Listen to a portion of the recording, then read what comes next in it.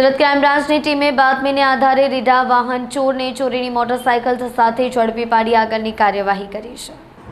લોકસભા ચૂંટણીને લઈને સુરત શહેર પોલીસ એક્શન મોડમાં આવી છે। શાંતિમય વાતાવરણમાં ચૂંટણી યોજાય તે માટે પોલીસ કમિશનરે વાહન ચોરીના નાસ્તા ફરતા આરોપીઓને પકડી પાડવા માટે ખાસ ડ્રાઈવ રાખવામાં આવી છે। અનુસંધાને સુરત શહેર ક્રાઇમ બ્રાન્ચની ટીમ કામે લાગી હતી। તે સમયે ચોક્કસ મળેલી બાતમીને આધારે પોલીસે ખટોદરા વિસ્તારમાં થયેલી મોટરસાયકલ ચોરીનો ગુનો ઉકેલી કાઢ્યો છે।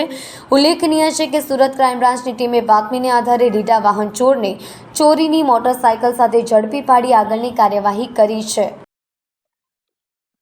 थोड़े टाइम से सूरत शहर में व्हीकल चोरी जो बढ़ रही थी उसमें क्राइम ब्रांच की व्हीकल स्क्वाड लगी हुई थी।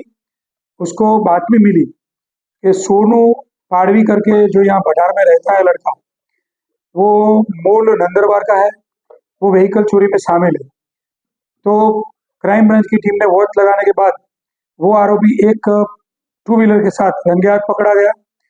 वो पकड़ने के बाद उसकी पूछपरछ करने के दौरान खटोदरा पुलिस स्टेशन में से एक गुना दाखिल हुआ है। वो बाइक उसके पास बरामद हुई है।